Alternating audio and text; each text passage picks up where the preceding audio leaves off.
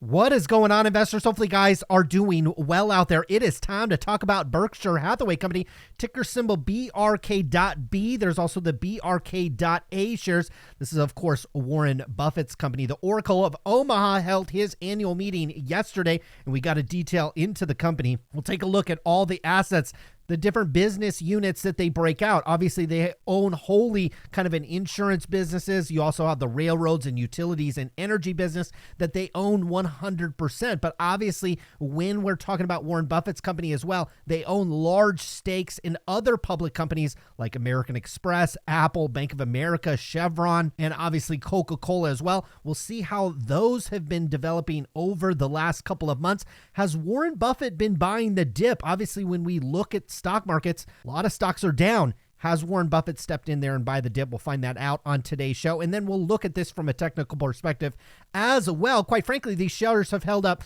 very nicely over the last year, up 17% year to date. Even more impressive, up 7% when you have a lot of stocks down 20, 30%. Even high quality stocks are down. Berkshire Hathaway has been holding up. We'll look at some of the reasons why on today's video. Now, they held their annual meeting yesterday, and Warren Buffett has been buying the dip, and buying the dip he has been. Okay, he invested over $40 billion just in 3 weeks in Q1. Warren Buffett, not always perfect with his timing. In fact, I'd always say he's maybe a little bit early on his buying, but this can be a very, very good sign as we move into Q2, Q3, Q4. If Warren Buffett is seeing signs and reasons why he's going to unload a lot of his capital into this market, could be a sign that a bottom is not necessarily around the corner, but it obviously will be there at some point. Warren Buffett stepping in, certainly leading to some confidence in that. Now, I thought what was his interesting stake in Activision, he's playing kind of an arbitrage play here. Look at this beautiful Rolex President that he has on right here.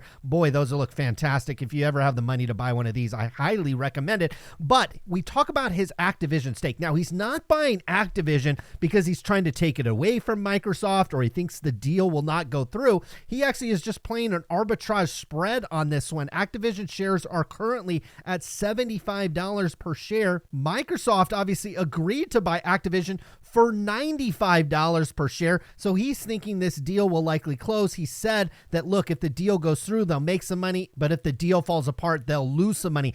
If this deal falls apart, I think he'll lose some money. It won't be a lot. Remember, there's a $3 billion breakup fee. So if this deal falls apart between Microsoft and Activision, it can fall apart for any number of different reasons, primarily kind of the regulatory environment that we're in. They could block this deal. Well, Microsoft actually has to pay a $3 billion breakup fee on this one. And look, Activision has about a $60 billion market cap. $3 billion is actually a lot of money, okay, to anybody, but especially a company like this. And if this stock tanks, we'll definitely come back here on the channel and talk about, look, can you step in here? Can you make an argument that the baby kind of got thrown out with the bathwater if this deal falls apart? Obviously, Warren Buffett is hoping this deal falls through. He makes about $20 to $30 per share, and relatively easy and over a short period of time. This is it's not a strategy that I take, but it's certainly, there's strategies out there if you look for like arbitrage trades. Obviously, there's this setup right now in ATVI. There's also a pretty big delta in Twitter as well based on the closing price today and where Elon Musk has agreed to buy that stock. Obviously, there's a delta there. That's what some people do. It's not a trade I do, but it is out there, and obviously Warren Buffett does it. So clearly a viable strategy if that's something that you want to do. Now, in terms of the financials over the company, we do see the evidence of the $40 billion that they spent. Here's investment in equity securities. That's over $40 billion in just about a 3-month time frame. This guy is not, I wouldn't say he's unloading the clip, but boy, he's unloaded at least a magazine or two, and he's got a few left if he wants to continue to buy the dip. Now, in terms of his core business, I really thought what was interesting about these businesses, I'll show you here. So here's our insurance and other. This is primarily Geiko. You went from 53 billion last year up to 58. Again, a relatively steady business, right? Okay, so you grew this by about 5 billion on that top line. I want to come down to the insurance costs. So here's our costs and expenses. Here's our insurance line. Well, look at our costs. They actually grew by almost the identical amount. They went from 47 up to about 53. That's another 5 to 6 billion. So despite the revenue growth on on the insurance businesses, our cost grew almost equally there as well. And then we take a look, do the same thing for railroads. Our total revenues on the railroad side went from 11.3 up to about 11.9. Again, about $600 million worth of additional revenue year over year. Just a steady kind of chugging down the track type business. Look at that. You did 11.3 last year, this year 11.9. Just your steady railroad business. That's what Warren Buffett loves. But notice down here on our total expenses in the railroad segment, well, those also went up by about 5 to 600 million. So we actually didn't really generate a whole lot of new profits from these business segments. Obviously, I think a lot of that has to do with inflation. The longer inflation stays in place, obviously you'll likely see some price increases across the board. If it happens to go away, well, these numbers will start to kind of normalize, at least on that cost side, and the revenues will likely continue to move up as well. They lost a lot of money on their investments in their derivative contracts. This is essentially the equity investments that they own. Last year, they made $5.7 billion. This year, they lost $1.9 billion. So here, you should be able to figure this out. Their revenues in their core businesses grew almost identically to their cost, and they didn't get a benefit of a $5.7 billion investment gain. This year, it was a $2 billion loss. So if you come all the way down to net earnings, yeah, you guessed it, they're going to be down quite a bit year over year, from 11.8 billion down to this 5.5. Again, primarily driven by the fact that they did not have investment gains this quarter. In fact, they lost money. They lost $2 billion.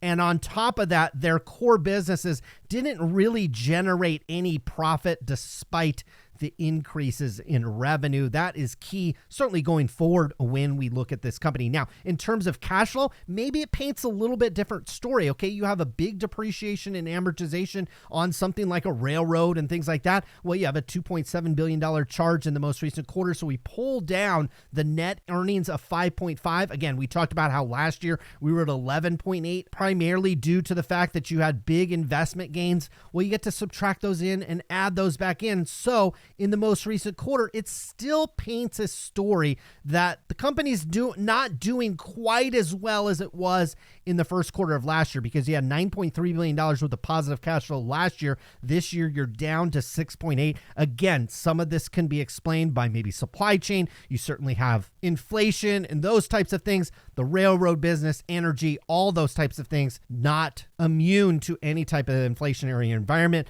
All things being considered, not a bad quarter, just something to keep in mind that this company did contract a little bit year over year. I noticed that Warren Buffett did not buy back any of his stock in the most recent quarter as well, which I thought was interesting. Certainly when you come over here and look at the stock chart during Q1 was just going up. And so he obviously felt like maybe there were better times to buy in later times. Now, finally, we get to Warren Buffett's equity investments, and we see here year over year, he's done a nice job, obviously, just continuing to hold his investments, and we actually saw him add to it considerably over the last 3 months. Notice back in December, basically the first of the year, he had $104 billion worth of equity investments, primarily in American Express, Apple, Bank of America, and Coca-Cola, and that has gone from 104 up to 145. So again, another about $40 billion in terms of that cost basis. So he's added $40 billion to those positions. The only thing that I note is Chevron has been performing quite well, and so it's actually kind of overtaken the Coca-Cola company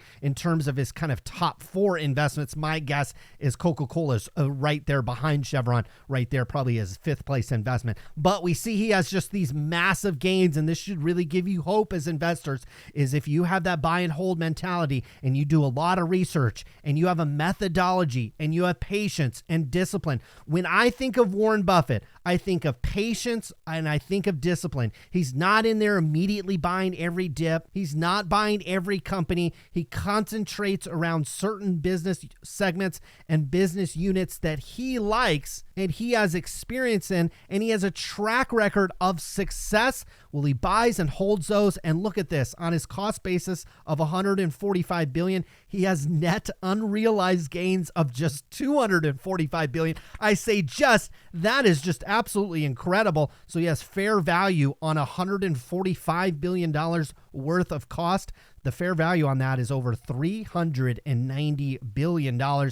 That should really reinforce that, yes, we are buying and holding long-term companies. Yes, there are bearish times. Yes, it's okay to pull back. Yes, you can have quarters where you don't buy stocks. Yes, you can go a year or two without going buying stocks. In fact, this is the biggest move that I've seen Warren Buffett make into equities in a long time. And that is just another example of why being patient and disciplined at the same time can really, really pay off. Now, obviously, buying and holding this stock can be tremendous. Now, the stock is still, I mean, it's made all kinds of like little uptrends and downtrends and sideways. I've got a couple of green boxes. As this stock is kind of pulling back, it was up here much higher back in March, up here about $360 per share. Like a lot of stocks, it's kind of given that back a little bit over the last couple of months. We've pulled into an area of sideways consolidation between about 300 and about where the stock is right now, 320. If you like this stocks, you like what's going on over at this business, well, this is an area where I think you can buy this stock. The other area, which I think is even better, is if you pull down, we have a bigger market pullback. There's a much longer sideways consolidation that this stock made for a long period of time, nearly 6 months. That's down here from about, I'd call it about 270 up to 290. Anywhere south of 300, I do like this stock. That's also an area where Warren Buffett has kind of bought back the shares. That also could be your indicator. When Warren Buffett is buying back his own shares, that's probably a pretty darn good time to buy the stock as well. In the most recent quarter, it doesn't appear that he did that. He was much more aggressive in the general equity markets themselves. This goes without saying that this is an absolutely fantastically run company. There's probably some downside risk when Mr. Buffett happens to pass away. Obviously, nobody's hoping for that and hoping that it doesn't come anytime soon. He may have to step away from the company at some point, considering how old he has gotten. But all things being considered, the portfolio of the business and the methodology and the inspiration that Warren Buffett has provided for the company, we would assume any kind of big weakness in a stock like this. They have such great core assets and large investments in really, really great companies as well. This is a fantastic company to own over the long term. And full disclosure, in my son's portfolio, they all own a small amount of this. Hopefully you guys enjoyed today's video. Be back again soon with more. Good luck with your investments.